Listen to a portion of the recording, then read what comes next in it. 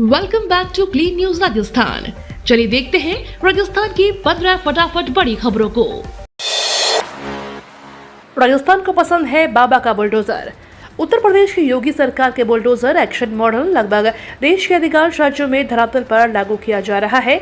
अपराधियों को सबक सिखाने के लिए उनके काले करतूतों से बनाए गए आलीशान मकानों को ध्वस्त किया जा रहा है। यूपी के अलावा मध्य प्रदेश, असम, हरियाणा सहित कई राज्यों में बुलडोजर एक्शन जारी है। इसी कड़ी में राजस्थान में भी अपराधियों के मकानों को ध्वस्त किया जा रहा है। लोकसभा स्पीकर पद के लिए ओम बिरला के सामने मैदान भर के सुरेश। मंगलवार को लोकसभा स्पीकर को लेकर राजनीतिक गलियारों में सस्पेंस और ड्रामा का माहौल बना रहा। आखिरकार मामला चुनाव तक पहुंच गया। एनडीए ने ओम बिरला को लोकसभा स्पीकर पद के लिए उम्मीदवार बनाया है। वहीं लोकसभा उपाध्यक्ष पद की मांग पूरी न होने पर विपक्ष ने कांग्रेस सांसद के सुरेश को उम्मीदवार के रूप में खड़ा किया है। राहुल गांधी के इस आरोप पर मल्लिकार्जुन खड़गे से बात करने के बावजूद राजनाथ सिंह ने फोन नहीं किया और हमारे नेता का अपमान किया। राजनाथ सिंह ने जवाब दिया कि खड़गे हमारे वरिष्ठ नेता हैं और मैं कल से अब तक उनके 3 बार फोन पर बातचीत कर चुका हूं। शरद पवार ने भी लोकसभा स्पीकर के चुनाव को लेकर बयान दिया है। उन्होंने इंडिया अलायंस को सुझाव दिया है कि लोकसभा स्पीकर का चुनाव निर्विरोध होना चाहिए। इसके साथ ही उन्होंने यह भी कहा कि डिप्टी स्पीकर का पद विपक्ष को मिलना चाहिए। राजस्थान के पीएचईडी विभाग में हो गया स्कैम। राजस्थान के पब्लिक हेल्थ इंजीनियरिंग डिपार्टमेंट में 350 करोड़ रुपए के घोटाले का मामला सामने आया, जिसमें करोड़ों रुपए की सरकारी सामग्री गायब हो गई। इंजीनियर्स की कस्टडी में रखी गई सरकारी सामग्री जैसे DI pipe, HDPE pipe, rubber joints, submersible pump, electrical panels और वॉल्व गायब हो गए हैं। ये सभी सामग्रियां सरकारी खजाने से खरीदी गई थी। यह घोटाला राजस्थान के सीकर, झुंझुनू, कोटपुतली, जयपुर, बहरोड, महुआ, शाहपुरा, अलवर, नागौर, सिकराय, बांदीकुई और मंडावन में हुआ है। आशंका है कि इंजीनियर्स और ठेकेदारों द्वारा सामग्री गायब की गई है। अशोक चांदना के शिक्षा मंत्री को चेतावनी। राजस्थान के स्कूल शिक्षा मंत्री मदन दिलावर डीएनए टेस्ट संबंधी अपने बयानों से विवादों में घिर गए हैं। भारत आदिवासी पार्टी के साथ साथ कांग्रेस के नेता भी इस बयान को लेकर भाजपा पर हमला कर रहे हैं। यह विवाद पिछले कुछ दिनों से लगातार जारी है। अब यह विवाद में हिंडोली के विधायक अशोक चांदना भी शामिल हो गए हैं। उन्होंने सोशल मीडिया प्लेटफॉर्म पर एक वीडियो में भाजपा मंत्री को चेतावनी देते हुए कहा कि मंत्री जी डीएनए चेक करके क्या करेंगे? अगर कभी आदिवासी आपको रास्ते में मिल जाए तो आपका ही डीएनए चेक कर लेंगे। संभल जाइए, उनकी बातें सुनिए, वरना किसानों ने मोदी को भी हरा दिया था। पलटने में समय नहीं लगता और आपकी गाड़ी उड़ाने में भी ज्यादा समय नहीं लगेगा। राजस्थान में कांग्रेस का खेल बिगाड़ेंगी मायावती, उपचुनाव लड़ने का ऐलान।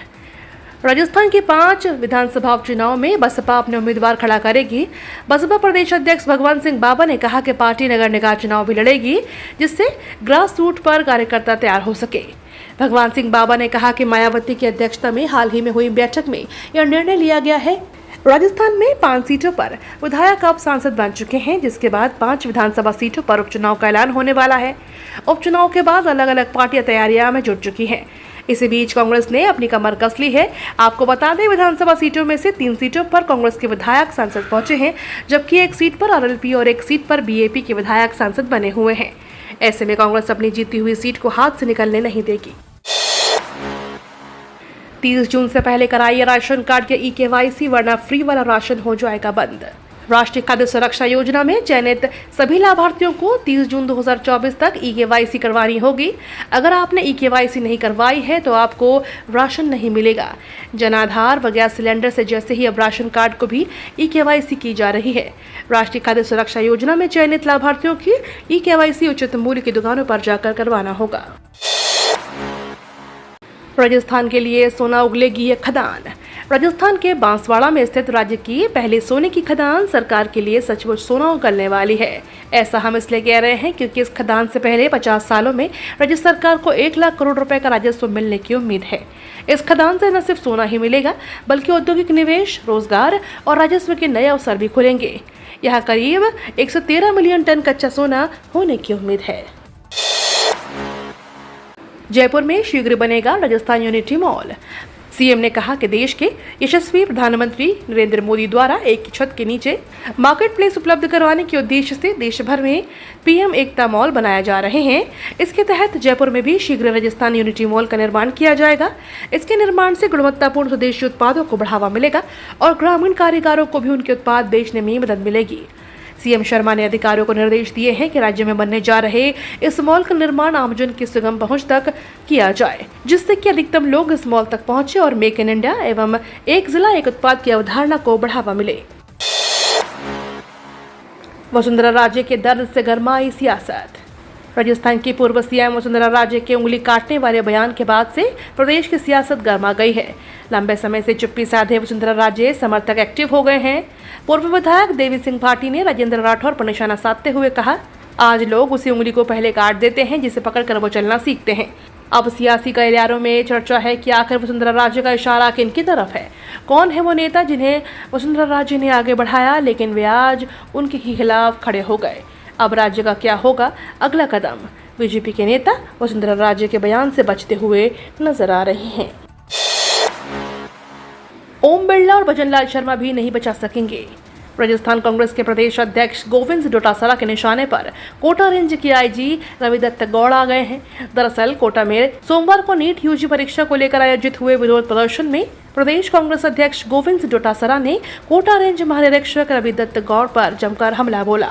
सर्किट हाउस के बाहर हुए धरने प्रदर्शन के दौरान प्रदेश अध्यक्ष गोविंद डोटासरा ने चेतावनी दी थी कि कांग्रेस के कार्यकर्ता उनका जीना हराम कर देंगे।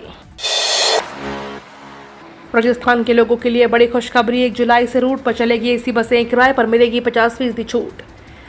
राजस्थान परिवहन निगम 1 जुलाई से बीकानेर के लोगों को सौगात देने जा रहा है। 1 जुलाई से राजस्थान रोडवेज की ओर से 4 नई एसी बसें चलाई जाएंगी। इसके लिए 3 बसों के रूट का निर्धारण किया जा चुका है। पहली बस एक रूट का अगले 2 दिनों में तय किया जाएगा। इन चारों बसों में महिलाओं और 60 साल या उससे अधिक उम्र के लोगों को किराए में छूट दी जाएगी। किसानों को 3 किश्तों में मिलेगी सीएम सम्मान निधि की राशि। पीएम किसान सम्मान निधि के पात्र किसानों को राज्य सरकार मुख्यमंत्री सम्मान निधि के तहत 2-2 हजार रुपए की राशि मुहैया करवाएगी। शुरुआत में 1,000 रुपए की राशि ट्रांसफर करने की संभावना है। इसके बाद 3 किश्तों का फॉर्मेट तय किया जाएगा। सहकारिता मंत्री गौतम कुमार ने बताया कि कार्यक्रम की तारीख तय करने के लिए मुख्यमंत्री ने आग्रह किया है। पात्र किसानों को 3 किश्तों में 2,000 रुपए की मुख्यमंत्री सम्मान निधि की राशि मुहैया कराई जाएगी। कार्यक्रम की तैयारी को लेकर अधिकारियों के स्तर पर मंथन चल रहा है। अब किसी भी थाने में करा सकेंगे एफआईआर, 1 जुलाई से लागू हो रहे नए नियम। देश भर में 1 जुलाई 2024 से नए नियम लागू होने जा रहे हैं। इसके बाद आईपीसी और सीआरपीसी की छुट्टी हो जाएगी। नए आपराधिक कानून के अनुसार अब किसी भी इलाके में घटित घटना की प्राथमिकी किसी भी थाने में दर्ज की जा सकेगी। इस 0 एफआईआर के रूप में दर्ज करना अनिवार्य किया गया है। 0 एफआईआर को CCTNS के माध्यम से संबंधित थाने में स्थानांतरित किया जाएगा। इसके बाद संबंधित थाने में प्राथमिकी की संख्या दर्ज की जाएगी। दर्ज की गई प्राथमिकी की जांच और कार्रवाई की प्रगति को एफआईआर नंबर के माध्यम से ऑनलाइन देखा जा सकेगा। कांग्रेस के युवराज भूल गए कि उनकी दादी ने इमरजेंसी लगाई थी। गृह मंत्री अमित शाह ने कांग्रेस पर जमकर निशाना साधा है। उन्होंने एक्स पर लिखा, कांग्रेस ने एक खास परिवार को सत्ता में बनाए रखने के लिए हमारे संविधान की भावना को कई बार कुचली है। इंदिरा गांधी ने आपातकाल के दौरान भारत के लोगों पर निर्मम अत्याचार किए। कांग्रेस के युवराज भूल गए कि उनकी दादी ने आपातकाल लगाई थी। उनके पिता ने इस भयावह घटना पर गर्व करते हुए लोकसभा में कहा था, आपातकाल में कुछ भी गलत नहीं है। T20 विश्व कप से ऑस्ट्रेलिया के बाहर होते ही डेविड वार्नर का संन्यास। वर्ल्ड कप से ऑस्ट्रेलिया के बाहर होते ही डेविड वार्नर ने T20 से संन्यास ले लिया है।